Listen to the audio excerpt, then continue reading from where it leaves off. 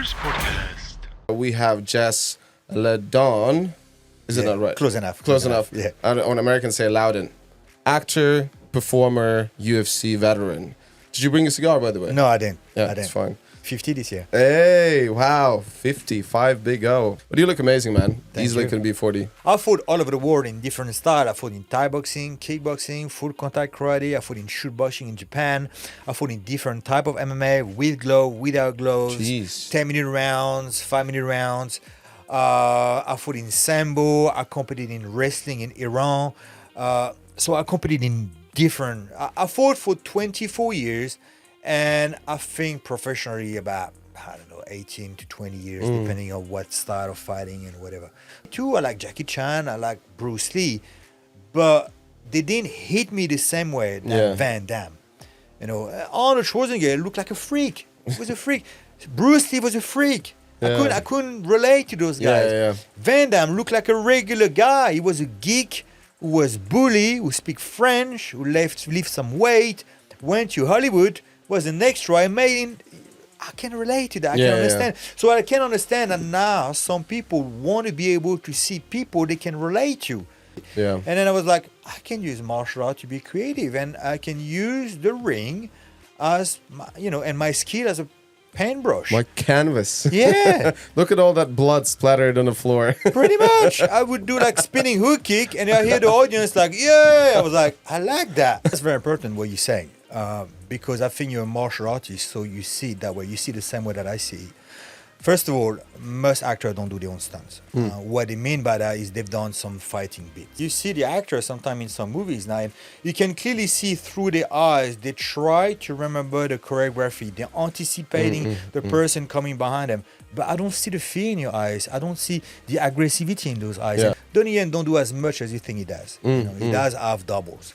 But what Donnie Yen understands, and those beats in between the fights, he got them on point. Yeah, when Donnie punches you, he punches you. You got to be ready to just... So why would he not pull his punches? Like, he can't figure out how to sell them without I think actually it's punching? just the way he is, his styles. And, for me, he wants to be real. You're coming as a performer, you do an audition, and they said to you, so initially when they called me a month earlier, I was supposed to get beat up by Daniel Craig as a dancer. Then that went out of the window. They said, we still bring you in. We don't know what we're going to do with you. And I was supposed to get shot and do a stair forward. I was like, okay, cool. That should be fun. And then from there, it went down and down and down. And eventually, he said, you see that 85 years old man there? Go behind him and make sure you hold him when he's falling down. I'm called One Shot. And at one point, I walk in the corridor, and I didn't have any dialogue for that, so I started rambling in French and being upset and everything. And I did it a couple of times, and I felt like something was missing. And I see an extra that was there, kind of dead. And I said, you know what, the next time I come in, kind of like, do that, and I'm going to shoot you in the head, like, and say in French, shut the fuck up. And then you do a reaction. I was like, okay. Around the age 14, you became homeless. Yeah. My father was a very violent man. He was very violent. He was a bit dodgy. He was an alcoholic. And also, his father was violent. So, different time, man. It's the 70s. Not that it's an excuse or anything like that, but he was very violent. And what I mean by that, and he split my cranium. I used to go to school with 2 black eyes. So it's not the odd slap, it was really beat up. And he used to beat up my mother as well. It was a very violent time, and also the background I come from, very poor, working class. People didn't need any better in those times, The last fight I ever had, blood everywhere. My mother, took a typewriter that was on the shelf, cracking over his head, split his head up, and it's bleeding all over the place. And then we went away. We didn't know where to sleep. We tried to find people to help us. Your mom and me, your my two mom, sisters. my 2 sisters, And then we slept in the church for a while. And the priest had a small room in the back, and we stayed there for a little bit. And after we went to a special care center. I started martial arts when I was 8. In France, when you're a kid, especially at that time, either you do judo or you play football. All right. I tried football. I was terrible, so they put me in judo. I was still terrible because I didn't know how to fight back. My mom spoke to me later afterwards. She was saying, the teacher, I thought you were useless. Because you were getting beat up by your father, you didn't know how to fight back. So when you would do rendery and you would do sparring people, you just let people throwing you down because you didn't want to fight back. Oh, wow. And then when I did karate, when I was 10, that's different because you're doing kata, you're not doing so much sparring. Yeah. Especially at that time, I was doing Shotokan. which is very much about forms and kicks and stuff like that. So it was kind of a little bit better. But then when I came out of my shell when I was 14, then I decided, okay, now I need to take my life into my own hands. That's when I started Thai boxing. When you see me fighting, I don't have this really typical Thai style or anything like that. I'm more like what you call Japanese kickboxing, because kickboxing initially came from Japan. And I think for me is you got to work on yourself. My wife pushed me a lot to go and see people and stuff like that. I didn't want to come here today. I didn't want to come out. My wife said, fucking you going, go tomorrow. Get your train ticket. I'm booking your train ticket now. You need to come out of the house. You need to meet people. So wait. I have to thank your wife that you're here. Yes. What's her name? Helen. Helen. Shout out, Helen. Thank you so much. So we're completely different, but it works. For some sort of way, it completely works. You know what I mean? Yeah. And there's a few things that you need to have in common, I think. One, sense of humor. Sense of humor is you can't. Hallelujah, brother. Can't agree more. Two, fucking.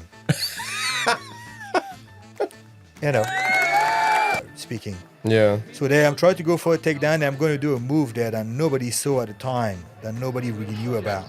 So I can't really get my takedown, so I'm going to get a different move here, grab his elbow, go from the back. Nice. This business is about being humble and try to sell yourself on the same time. Sometimes you don't really know how, when to do. But in all fairness, the stunt community have been so good to me. It helped me so much in my career. The first one was Jean-Paul Belmondo. Jean-Paul Belmondo was a bit like the king of cool in France. He was kind of like James Dean in a way. He done films over multiple decades. He was part of the Nouvelle Vague, which influenced New Hollywood. And then he done action movie. And his peculiarity was doing his own stunts. He was generally doing stunts. And I was very stressed. And that's when I got my gray hair all of a sudden. And I would take some of my personal life, taking me and put it in here and act with it. And it was very deep, but fucking hell, it's exhausting. It's very painful. It's very tiring. You can't do that every day. So I'm like, I need to find another way to act. And I can't just do that every time. Allow to enjoy the moment. In fighting, it's very hard sometimes to enjoy the moment. It's very hard. Fighting, you're training for weeks and months on hand. You get beat up. You sprint in the morning. It's very suffering. And then the fight comes and you get very straight. You're shitting yourself. Then after you got to fucking cut weight and then you're fighting. And then sometimes in the fight, you have fun. Sometimes you don't have fun at all. It's a nightmare. And then you win. And those moments are very short. Don't just think about the goal. Don't just think, enjoy every moment you have. Enjoy preparing for a role. Enjoy being on set. Enjoy doing rehearsal. Enjoy being there, being in the moment. Don't complain because they cut you line. Don't complain because this. Don't complain because now you're only in the background. Remember, you are that 14 years old kid that wanted to do that. Enjoy those moments. Enjoy those small moments when you're on set or when you're not on set. When you can just sit down on the bench with the dog, smoke a cigar. Life is very short. Take time.